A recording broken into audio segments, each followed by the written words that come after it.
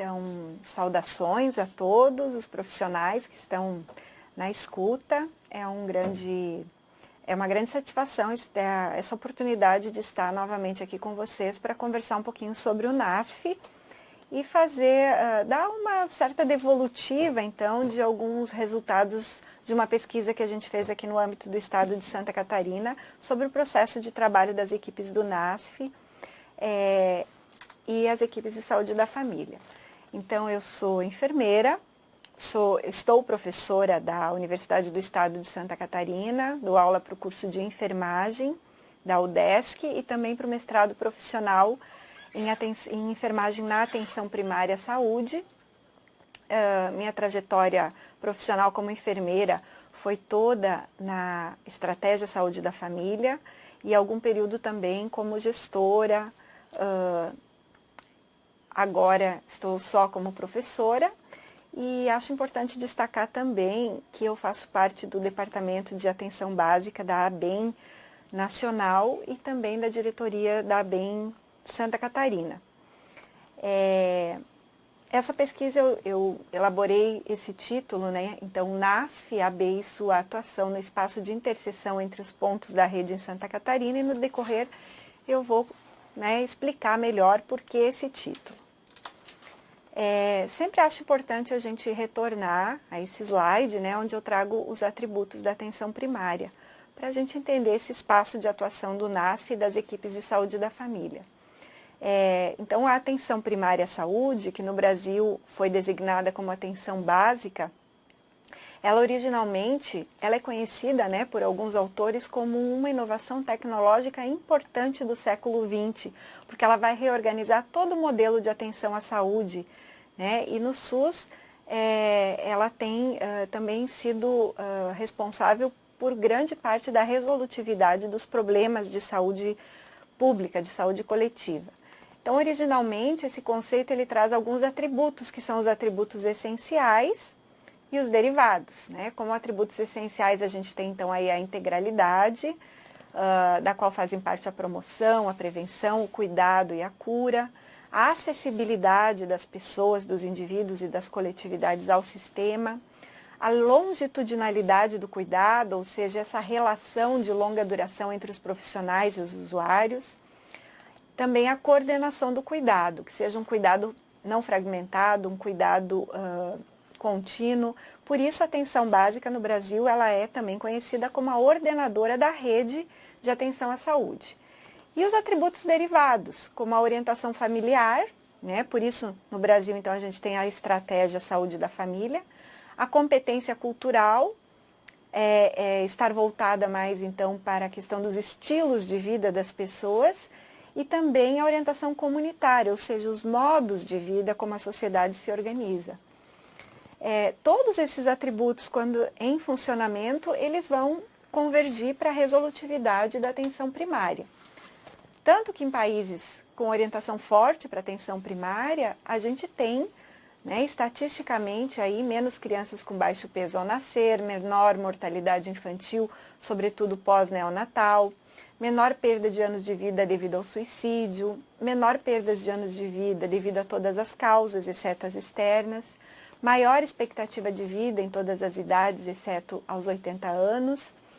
E não é diferente no Brasil, né? Sobretudo após o Sistema Único de Saúde e a sua organização por meio da atenção básica, a gente tem um aumento significativo do acesso aos serviços de saúde.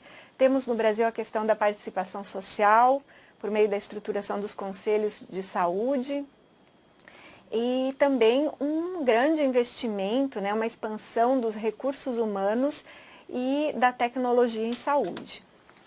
Contudo, ainda alguns desafios que persistem, né, sobretudo em relação ao acesso universal e equitativo, e também a integralidade da atenção à saúde, né, que são alguns dos atributos. Um aspecto que tem sido desafiador também é a questão dos serviços especializados na rede, que nem sempre se articulam, né, com a atenção básica. Persistem ainda alguns modelos de gestão que não vão ao encontro das diretrizes do Sistema Único de Saúde. E com isso, as equipes enfrentam desafios relacionados ao seu processo de trabalho, à relação enquanto equipe, né, ao trabalho em equipe, nas atividades de acolhimento, para discutir casos e implementar projetos terapêuticos. Então, bastante questões relacionadas ao processo de trabalho. A atenção primária ela tem 3 propósitos fundamentais integrados, que é preciso que a gente lembre, né? Antes de mais nada, um serviço de atenção básica, ele precisa olhar para o cuidado clínico dos usuários vinculados, porque em última instância, o indivíduo que procura um serviço de saúde, uma unidade básica de saúde, ele está se sentindo doente, né? Ele, então, procura o atendimento clínico. Também a gente tem a prevenção de doenças e a promoção de saúde. Vou falar um pouquinho de cada um deles, rapidamente aqui para a gente lembrar. O cuidado clínico aos usuários vinculados, normalmente os profissionais de referência são os médicos generalistas, né, na atenção básica, prioritariamente com especialização em saúde da família, e a enfermagem. Também prioritariamente, segundo a nova Política Nacional de Atenção Básica, com especialização em saúde da família. Esses profissionais, eles vão acolher os usuários, são eles que vão formar o vínculo com a comunidade. Eles têm um trabalho que é permeado constantemente pelo diálogo, porque em todos os momentos eles fazem orientação, educação para o autocuidado, né, em doenças crônicas ou gestantes, puérperas. Esse tipo de cuidado também implica grande capacidade de avaliação e de tomada de decisões clínicas e implica a parceria com outros profissionais, né? Que é aí que a gente vai se aproximando então do NASF, né? Implica na interprofissionalidade, que não é simplesmente trabalhar com uma equipe multiprofissional, né? Mas é um conceito que vai para além disso, que aí mais tarde também a gente vai falar um pouquinho. Implica, sobretudo, em carga de trabalho e responsabilidade assistencial, né? Para que seja um cuidado resolutivo. O outro eixo, né, propósito da atenção primária à saúde é a prevenção de doenças, né? Uma tradição na atenção básica brasileira, desde lá do início do século XX, com Oswaldo Cruz. Teve grande expansão tecnológica da prevenção, mais na atualidade. Alguns autores têm problematizado a questão também da invasão na clínica e da multiplicação de ações preventivas, muitas vezes em detrimento da clínica e com certo exagero, que nos faz ter necessidade de reavaliar e especificar que tipo de ações preventivas devem ser realmente priorizadas na atenção primária. Lembrando que a gente tem, né, enquanto prevenção de doenças, o padrão geral clássico, que traz a prevenção primária. O indivíduo está sem doença, ele tem um risco de ficar doente e, portanto, ele precisa evitar ou diminuir esse risco. Através do quê? Ações como a imunização, a orientação. A prevenção secundária, o usuário está sem sintomas, mas ele tem um diagnóstico precoce, né? E aí ele faz, então, um exame preventivo do câncer de colo de útero, por exemplo. A prevenção terciária é quando o paciente ou o usuário, ele tem doenças ou sequelas e ele previne, então, complicações, né? Um pé diabético, pessoas acamadas. Hoje a gente ainda tem falado muito, um conceito bastante contemporâneo, é a prevenção quaternária. O que significa isso? É aquele indivíduo que ele está sem doença, mas ele por algum motivo se sente doente. Isso é muito comum quando as pessoas elas têm uma notícia, né, uma informação de que elas têm uma carga genética que os deixa propenso a desenvolver um câncer, por exemplo. É o caso lá da Angelina Jolie, por exemplo, que vai fazer uma intervenção, então, para retirar as mamas, para que ela não desenvolva câncer de mama. Então, uma ação de identificar riscos de supermedicalização, proteger o paciente de novas condutas invasivas e sugerir intervenções eticamente aceitáveis. Então, é esse o cuidado que precisa haver na prevenção quaternária. E aí a gente vai falar então de alguns conceitos, né, que classificam a prevenção, que é a prevenção redutiva, que é essa de remover e reduzir alguma exposição artificial, né, de modo a restaurar o estado da normalidade biológica, por exemplo, não consumir agrotóxicos, não ser muito sedentário. E a prevenção aditiva, que é quando se adiciona um outro fator artificial na esperança de conferir proteção. Isso acontece com vacinas excessivas, aplicação de fármacos, podendo causar algum dano, né, ou um dano iatrogênico, causar males ao paciente. Por que a gente está falando tudo isso? Bom, ainda tem a promoção da saúde, um conceito que ele vem à tona muito após a primeira conferência de promoção da saúde que aconteceu em Ottawa, no Canadá, e que é um conceito que passa a ser bastante relacionado com a qualidade de vida. Ou seja, não se pretende mais simplesmente não evitar doenças, né? O ser humano não quer só mais não estar doente, ele quer mais do que isso. Ele precisa ter uma qualidade de vida. Né? Como diria lá a música do Titãs, a gente não quer só comida, a gente quer comida, diversão e arte, né? Para além de não só não estar doente. Então vai implicar em temas como aspectos culturais, econômicos, ambientes saudáveis, uma cidade saudável, ambientes sustentáveis, participação política, empoderamento comunitário. E uma questão muito importante que entra no conceito de promoção da saúde, que é a organização dos serviços de saúde.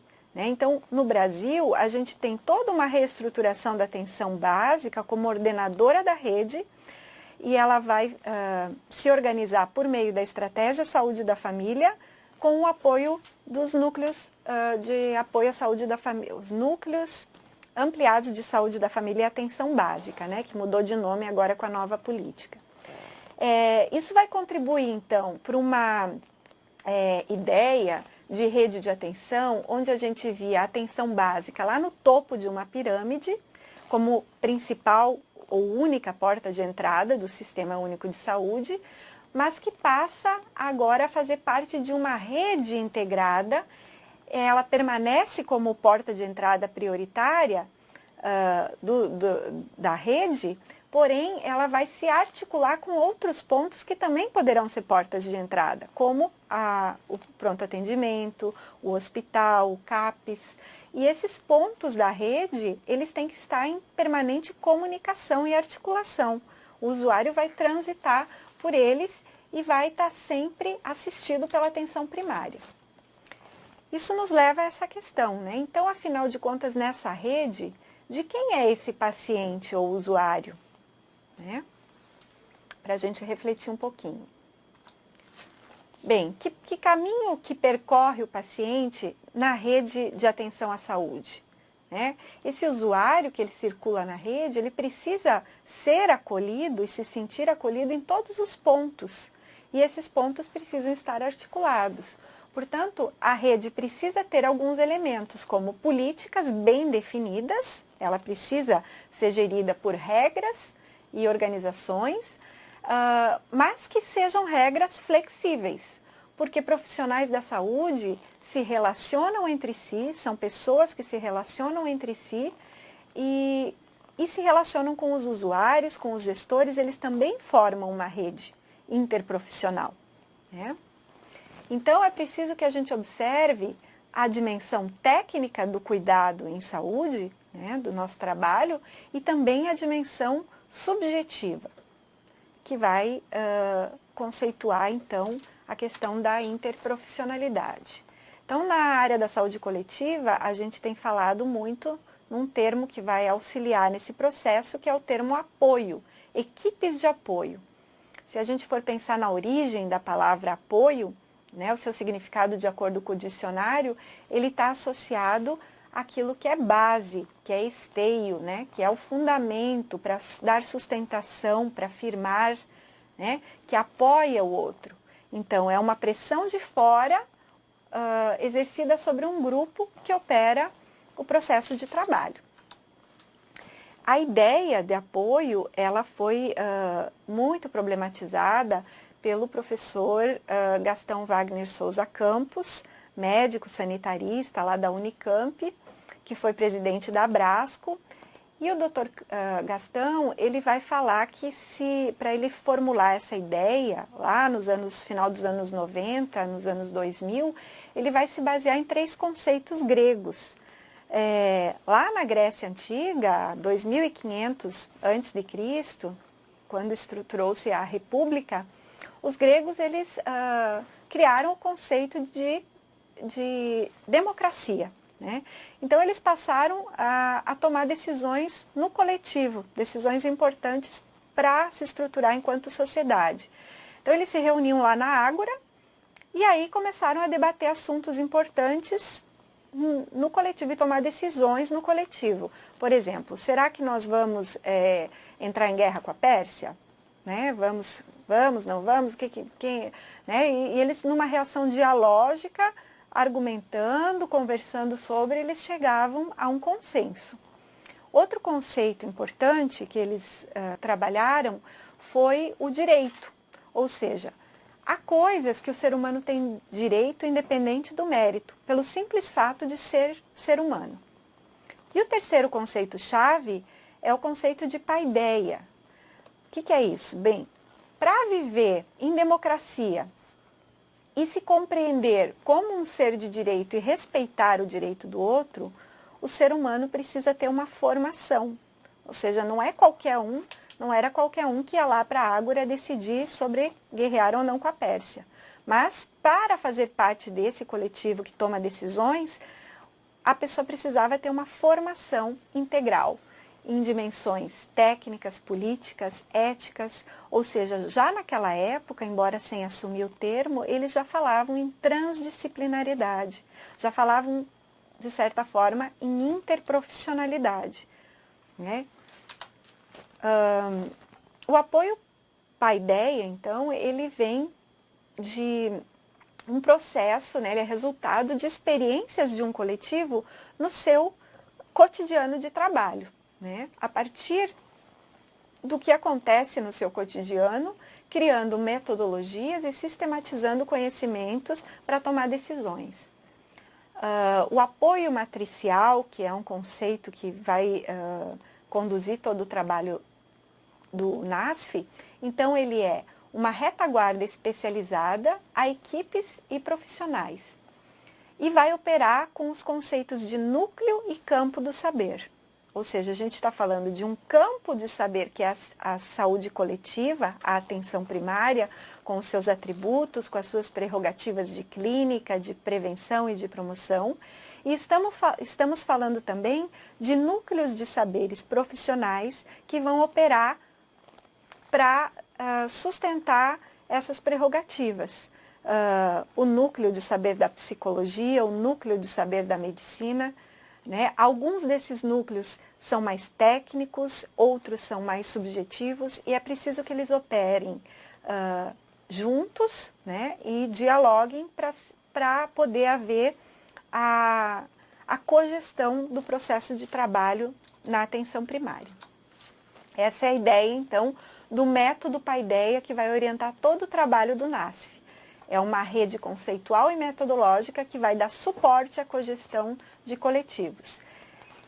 O NASF, como uma equipe de apoio, ele vai acabar principalmente atuando no apoio matricial, que é esse apoio profissional, né, dos núcleos de saberes às equipes de saúde da família, mas ele vai influenciar também no apoio institucional, porque de certa forma ele vai influenciar nas relações entre os serviços da rede, entre gestores e entre trabalhadores, e vai trabalhar também na lógica da clínica ampliada e compartilhada, ou seja, se a clínica faz parte dessa estrutura da atenção primária, o diferencial na atenção primária e tendo em vista essa lógica do apoio, é que ela não vai ser uma clínica individual, mas ela vai ser uma clínica compartilhada entre os profissionais de saúde e voltada para a necessidade daquele indivíduo naquele território.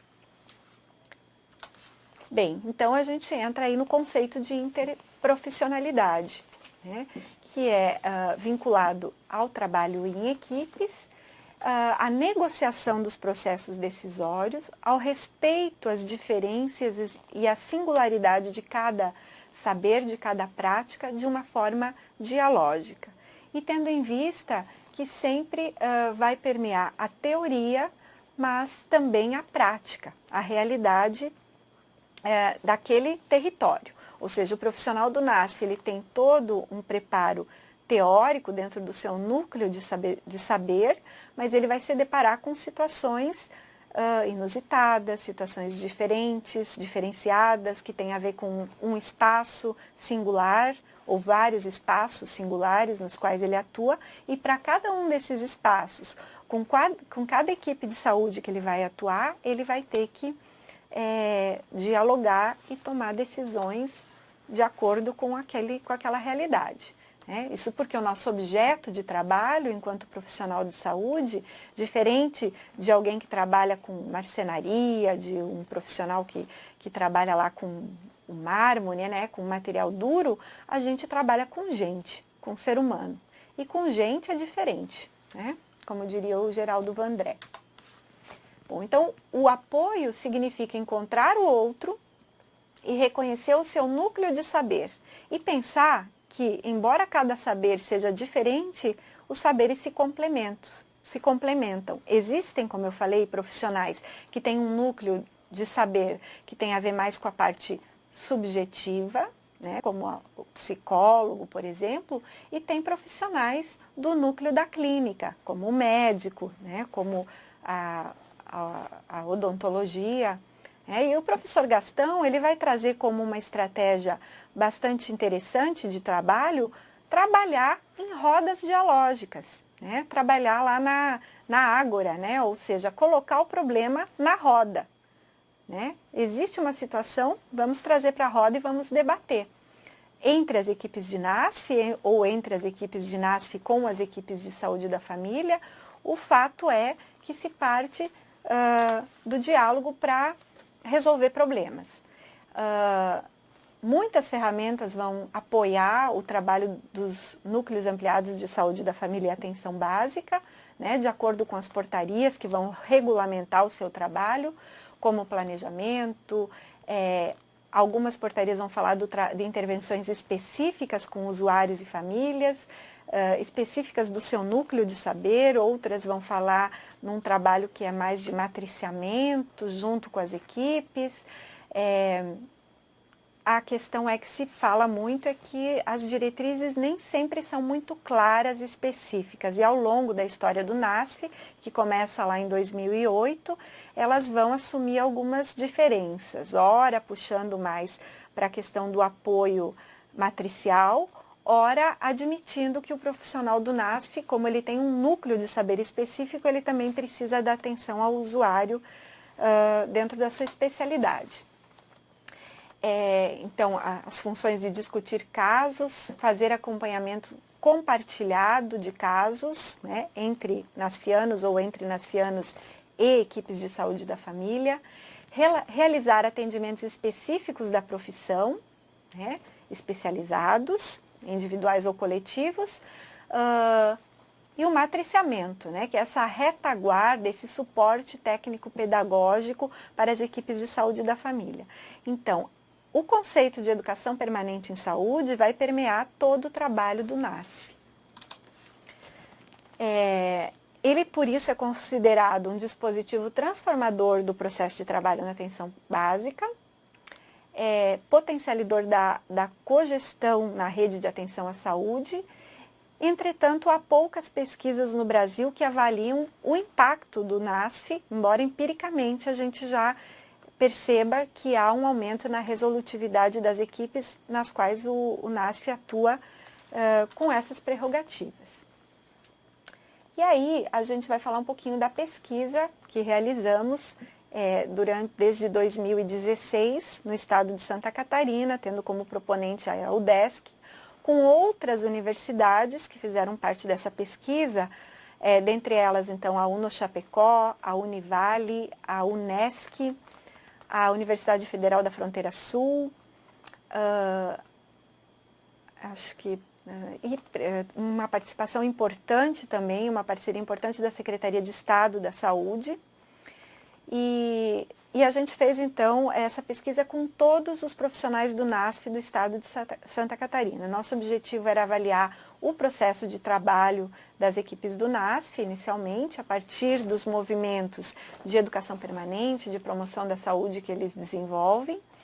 Tínhamos alguns objetivos específicos, como, entre eles, né, então, identificar as ferramentas ou as metodologias utilizadas por essas equipes, descrever as ações de promoção da saúde por eles desenvolvidas, identificar as fontes de informação que o NASF utiliza para desenvolver o seu trabalho e também conhecer o ideário dos profissionais do NASF sobre a educação permanente, sobre a promoção da saúde e vários outros aspectos que permeiam aí o seu trabalho. Nessa pesquisa, então, haviam duas etapas, uma primeira etapa que foi uma etapa quantitativa, em que a gente tinha como critério para a seleção dos participantes estar formalmente atuando no NASF em algum município de Santa Catarina. A gente reconhecia uma população na época de 1.312 nasfianos, dos quais 359 tiveram acesso e aceitaram responder o nosso questionário, que foi enviado via Secretaria de Estado da Saúde. Era um questionário do tipo survey, desses que se encaminha por e-mail. No momento que o profissional clicava lá que aceitava participar da pesquisa, ele acessava o termo de consentimento. A gente fez um teste de instrumento com equipes do Paraná e teve também, então, uma segunda etapa, a pesquisa, que foi uma etapa qualitativa. Uma etapa que a gente pediu prorrogação, é uma pesquisa financiada pela FAPESC, e nos foi atendida a solicitação, então a gente ainda pretende fazer mais momentos de coleta de dados qualitativos. Até o momento nós temos aí 43 profissionais do NASF que participaram dessa parte qualitativa em diferentes regiões do estado de Santa Catarina, com os quais a gente fez entrevista coletiva. Na entrevista coletiva, a gente aprofundava para tentar compreender alguns aspectos que já estavam lá nos questionários sobre o processo de trabalho do NASF. Então, eu quero compartilhar alguns resultados que em breve serão publicados, né? Já em 2019 já sai o primeiro manuscrito, resultante dessa pesquisa. Alguns trabalhos já foram publicados, a gente levou para a Abrasco, discutiu muito e tivemos resultados bastante positivos aqui do trabalho do NASF no estado de Santa Catarina, que tem a ver, por exemplo, com o matriciamento, né? Os profissionais do NASF, a gente percebe que quando bem articulados com as equipes de saúde da família, eles conseguem desenvolver um trabalho tanto relacionado aos seus núcleos de saberes, desenvolvendo atividades relacionadas ao seu núcleo de saber especializado, quanto trabalhos na parceria, né, no matriciamento com as equipes de saúde da família, relacionados à promoção, à prevenção da saúde. Atendendo, então, a todos aqueles recursos da atenção primária à saúde. A gente começou a pensar o NASF num espaço intercessor, porque nós não visualizamos, embora ele seja considerado um profissional da atenção básica no Brasil, e isso é uma exclusividade brasileira, porque nós temos experiências com equipes de apoio em outros lugares do mundo, mas esses profissionais eles são considerados no nível secundário da atenção à saúde. E no Brasil, os NASF eles fazem parte da atenção básica.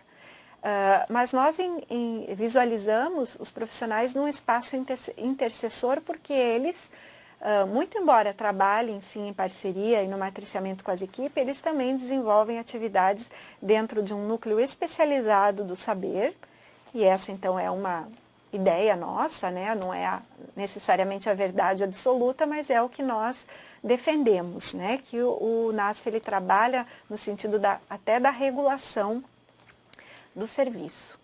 Há alguns dados quantitativos, então, que comprovam isso, né? O atendimento ao usuário de modo compartilhado do NASF, né, um percentual aí significativo de profissionais que dizem que fazem atendimento compartilhado até 2 vezes por mês. O atendimento individual ao usuário é um percentual também bastante significativo, aí de 40%, que dizem fazer isso diariamente.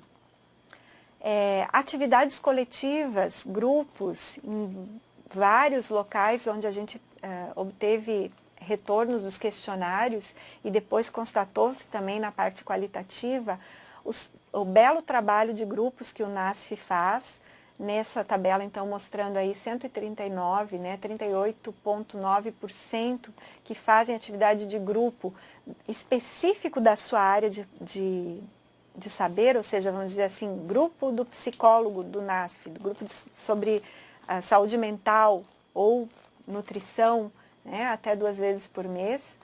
Não específicos da sua área de promoção, mas quando da sua área de formação, né, do NASFiano, ou seja, quando ele junto com a equipe de saúde da família ou entre os profissionais do NASF, né, eles fazem também atividades de grupo, mais de 50%, aí até 2 vezes por mês. Como eu falei, eles acabam interferindo na regulação, né, e na ordenação da atenção primária, alguns mencionando que fazem encaminhamentos para atenção especializada, mas uma grande parte aí também dizendo que raramente faz isso, ou seja, podemos pensar que o NASF, de certa forma, ele resolve muitos problemas, né? Enquanto NASF ou em parceria com as equipes de saúde da família. Tivemos também algumas reflexões, né, sobre o apoio matricial e quais as ferramentas que os NASFianos do estado de Santa Catarina utilizam para fazer esse apoio. E aí eles falam em consultas compartilhadas, em grupos. Eles também mencionam em grande medida aí desafios, né, no seu processo de trabalho relacionados à falta de diretrizes oficiais, de normativas para orientar sobre o seu trabalho, né?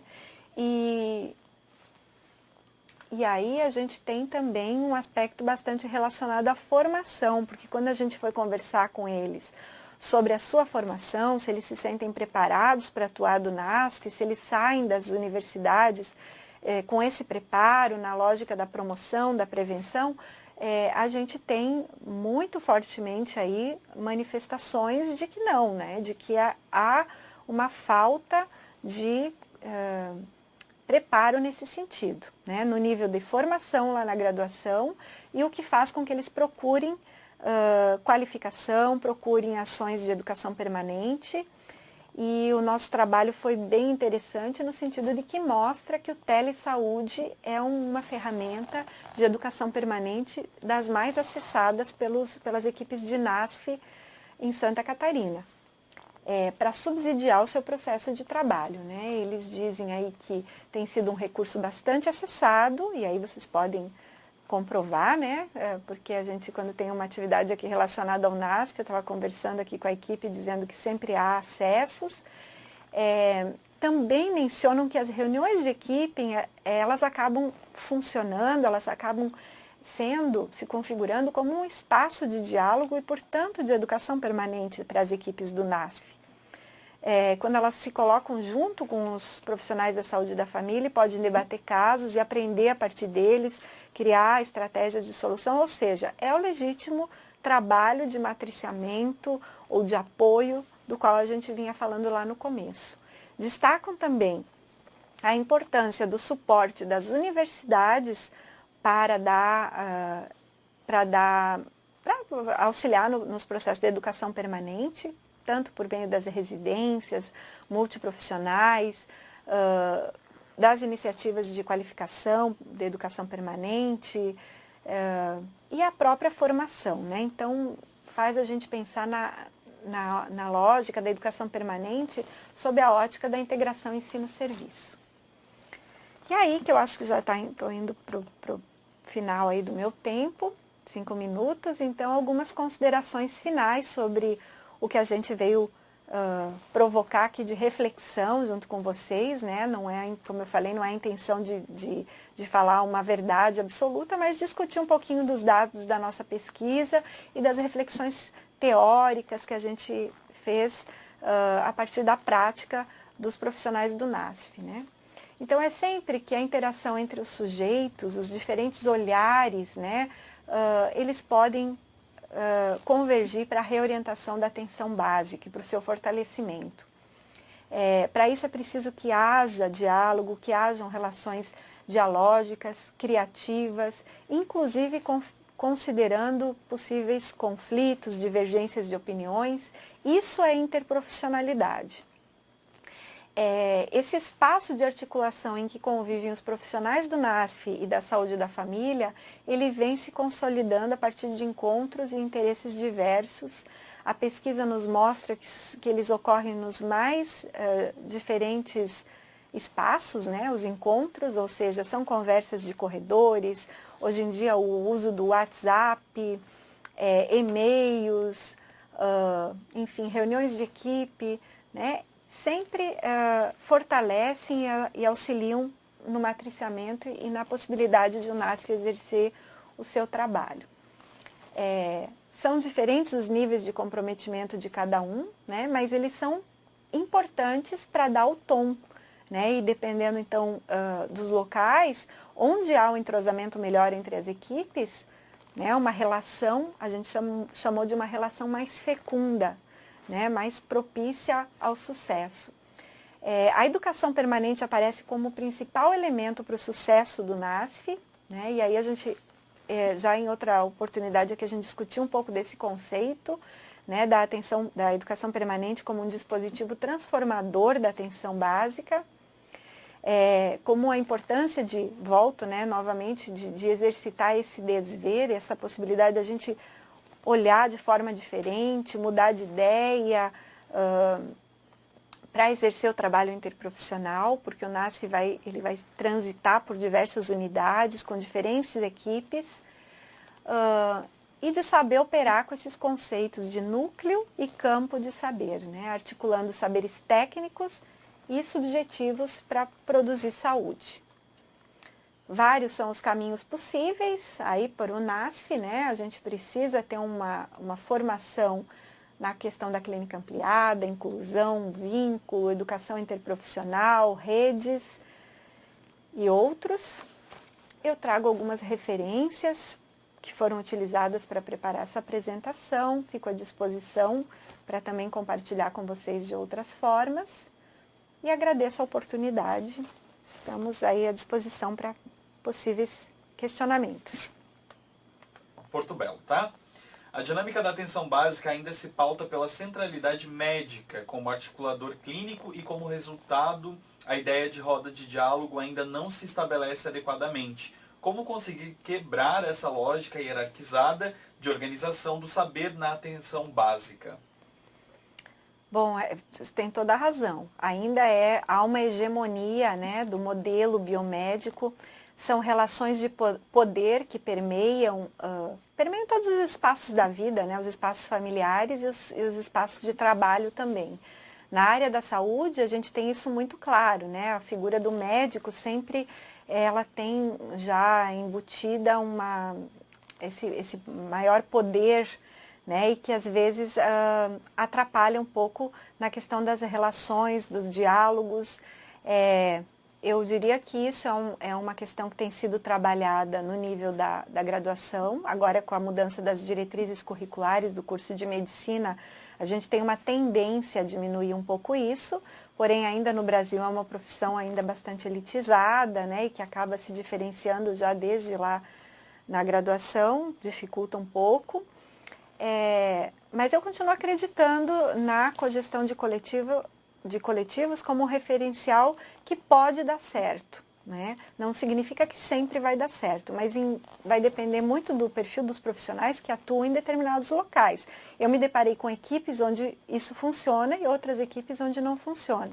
Também tive uma experiência fazendo essa pesquisa que me diz que a enfermagem exerce um determinado poder também. Em algumas equipes em que a enfermagem ela acolhe o NASF, parece que a coisa flui melhor, dá certo. Né? A enfermagem tem uma certa liderança, muitas vezes é o coordenador da equipe, então também tem essa relação de poder aí que demonstra que onde a enfermagem ela é acolhedora, ela é parceira, as coisas fluem melhor. A outra pergunta do pessoal de Porto Belo é a seguinte: uma questão que começamos a perceber é a tecnocracia no serviço, onde o conhecimento não se amplia para áreas como administração pública, planejamento territorial e análise de dados epidemiológicos. Até onde a formação técnica contribui e onde ela dificulta no avanço do serviço? Não sei se eu vou saber responder exatamente o que você está perguntando, mas a gente está falando aí dos conceitos de núcleo e campo, né? É preciso que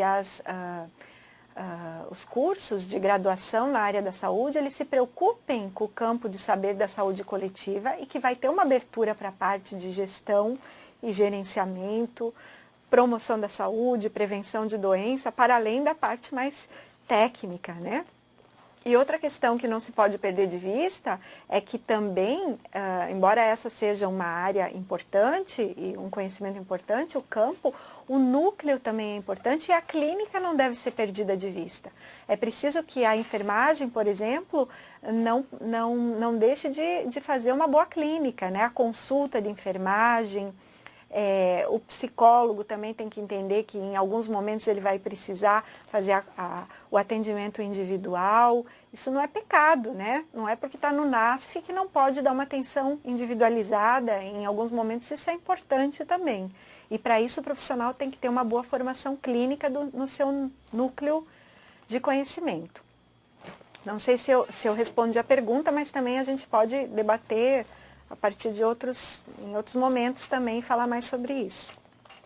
Agradecer mais uma vez a oportunidade, eu queria me colocar à disposição para as equipes que tiverem interesse em ter acesso aos dados da nossa pesquisa, ou conversar mais sobre isso, se manifestarem, né, sobre essas ideias também que a gente vem refletindo, sempre é interessante para a gente continuar aprimorando os conhecimentos aí sobre o NASF, que é uma proposta que eu acredito bastante e que eu tenho certeza que está impactando nos serviços de atenção básica. Também não posso deixar de manifestar que a gente ficou bastante desmotivado com a nova política aí de atenção básica, que vai até mexer no nome do NASF, né? Tira a palavra apoio do nome, que para mim dava muito sentido ao trabalho do NASF, mas que, como o colega aí de Fraiburgo mencionou, a gente tem que continuar acreditando que vamos fazer um bom trabalho. Obrigada, é isso aí.